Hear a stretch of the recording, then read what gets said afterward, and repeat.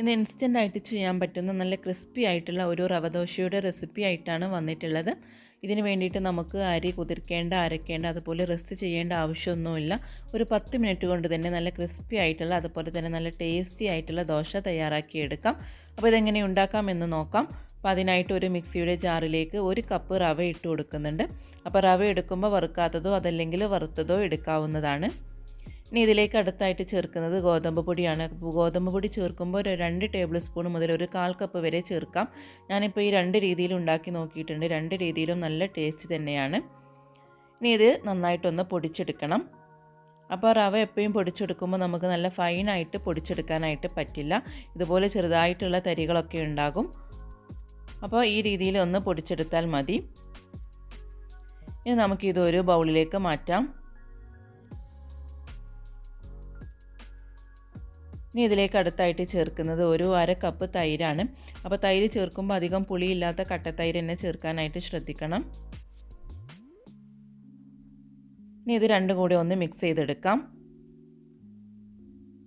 നന്നായിട്ടൊന്ന് മിക്സ് ആയിട്ട് വരുന്ന സമയത്ത് നമുക്കിതിലേക്ക് ആവശ്യത്തിനുള്ള വെള്ളം ഒഴിച്ചു കൊടുത്തിട്ട് ഇതൊരു ദോശ ബാറ്ററിൻ്റെ ആ ഒരു കൺസിസ്റ്റൻസിയിലാക്കി എടുക്കണം. ഇതിനിപ്പോൾ ഏകദേശം 1 കപ്പിൻ്റെ അടുത്ത് വെള്ളം ആവശ്യമായിട്ട് വരും. പക്ഷെ നമ്മൾ ആദ്യം തന്നെ 1 കപ്പ് വെള്ളം ഒഴിച്ചു കൊടുക്കരുത്. കുറേശ്ശെ ആയിട്ട് ഒഴിച്ചു കൊടുത്തിട്ട് കട്ടയൊന്നും ഇല്ലാതെ മിക്സ് ചെയ്തെടുക്കുകയാണ് വേണ്ടത്. പിന്നെ ഇത് റവ ആയതുകൊണ്ട് തന്നെ ഇത് ഇരിക്കും തോറും കട്ടിയായിട്ട് വരും. അപ്പോൾ നമ്മൾ ആദ്യം കുറച്ചധികം വെള്ളം ഒഴിച്ചു കൊടുക്കുകയാണ് ചെയ്യുന്നത്. കുറച്ച് നല്ലൊരു ലൂസ് കൺസിസ്റ്റൻസിയിലാണ് ഇത് ചെയ്തെടുക്കേണ്ടത്. അപ്പോൾ ഇത് ഏകദേശം ഞാനിപ്പോൾ ഇത് അത്യാവശ്യം വെള്ളം ഒഴിച്ചു കൊടുത്തിട്ട് ഇതുപോലെ ഒരു കൺസിസ്റ്റൻസിയിലാക്കി എടുത്തിട്ടുണ്ട്. നമുക്കിതൊന്ന് റെസ്റ്റ് ചെയ്യാനായിട്ട് വെക്കണം. അപ്പോൾ ഏകദേശം ഒരു 10 മിനിറ്റ് ഇതൊന്ന് അടച്ച് വെച്ചിട്ട് നമുക്കിതൊന്ന് റെസ്റ്റ് ചെയ്യാനായിട്ട് വെക്കാം. ഒരു 10 മിനിറ്റ് കഴിഞ്ഞിട്ടുണ്ട്. അപ്പോൾ മാവൊക്കെ ഒന്ന് കട്ടിയായിട്ട് വന്നിട്ടുണ്ട്. നിങ്ങൾക്ക് കാണുമ്പോൾ മനസ്സിലാകുന്നുണ്ടാവും. ഇനി ഇതിലേക്ക് കുറച്ചുകൂടെ വെള്ളം ഒഴിച്ചു കൊടുത്തിട്ട് ഇതൊന്ന് ലൂസാക്കി എടുക്കാം. അപ്പോൾ വെള്ളം ഒഴിച്ചു കൊടുക്കുന്ന സമയത്ത് കൂടി പോകരുത്, കുറച്ച് മാത്രം ഒഴിച്ചു കൊടുത്താൽ മതി.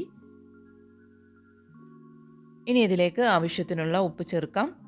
അതുപോലെ തന്നെ ഒരു പിഞ്ച് സോഡാപ്പൊടിയും ചേർക്കുന്നുണ്ട്. എന്നിട്ട് വീണ്ടും ഒന്ന് മിക്സ് ചെയ്ത് കൊടുക്കാം. അപ്പോൾ ദോശക്കുള്ള ബാറ്റർ ഇപ്പോൾ ഇവിടെ റെഡി ആയിട്ടുണ്ട്. ഇനി നമുക്കിത് പെട്ടെന്ന് തന്നെ ദോശ ചുട്ടെടുക്കാം. അപ്പോൾ ദോശ ചുട്ടെടുക്കാൻ ഞാനിപ്പോൾ ഒരു അയണിൻ്റെ ഒരു പാനാണ് എടുത്തിട്ടുള്ളത്. ഇതിലേക്ക് കുറച്ച് ഓയിലും അതുപോലെ തന്നെ കുറച്ച് വെള്ളമൊക്കെ ഒന്ന് സ്പ്രിങ്കിൾ ചെയ്ത് കൊടുത്തിട്ടുണ്ട്. എന്നിട്ട് ഓരോ തവി മാവ് ഒഴിച്ച് കൊടുത്തിട്ട് നമുക്ക് ദോശ ചുട്ടെടുക്കാം.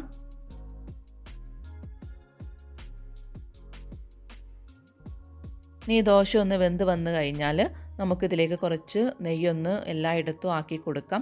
അപ്പോൾ നെയ്യൊക്കെ ചേർക്കുമ്പോൾ പ്രത്യേക ഒരു ടേസ്റ്റാണ് ഈ ദോശക്ക്. എന്നിട്ട് വീണ്ടും നന്നായിട്ടൊന്ന് മൊരിയിച്ചെടുക്കണം.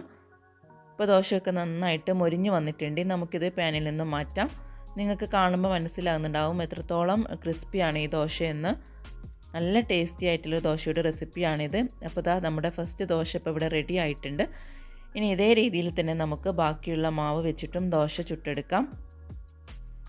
നമുക്കിനി രാവിലെയൊക്കെ വളരെ എളുപ്പത്തിൽ തയ്യാറാക്കാൻ പറ്റിയൊരു ദോശയാണിത്. അപ്പോൾ എല്ലാവരും ഇതൊന്ന് ട്രൈ ചെയ്ത് നോക്കണം. എന്തായാലും ഇത് ഇഷ്ടപ്പെടും. നമുക്ക് സാമ്പാർ അതുപോലെ ചട്നിയുടെ കൂടെയൊക്കെ നന്നായിട്ട് തന്നെ ഇത് കഴിക്കാനായിട്ട് പറ്റും. അപ്പോൾ എല്ലാവരും ഇതൊന്ന് ട്രൈ ചെയ്ത് നോക്കുക. പിന്നെ നമ്മൾ സാധാരണ ദോശ ഉണ്ടാക്കുന്ന പോലെ പെട്ടെന്ന് ഇത് ക്രിസ്പി ആയിട്ട് വരില്ല, കുറച്ച് സമയം എടുക്കുന്നുണ്ട്. അപ്പോൾ നെയ്യ് പുരട്ടിയതിന് ശേഷം കുറച്ച് സമയം ഒന്ന് വെയിറ്റ് ചെയ്യണം, അത് മാത്രമേ ഉള്ളൂ. അപ്പോൾ നമുക്ക് നല്ല ക്രിസ്പി ആയിട്ടുള്ള ദോശ തന്നെ കിട്ടും. അപ്പോൾ എല്ലാവർക്കും ഈ റെസിപ്പി ഇഷ്ടമായി എന്ന് വിശ്വസിക്കുന്നു. എല്ലാവരും ട്രൈ ചെയ്ത് നോക്കുമെന്ന് വിശ്വസിക്കുന്നു.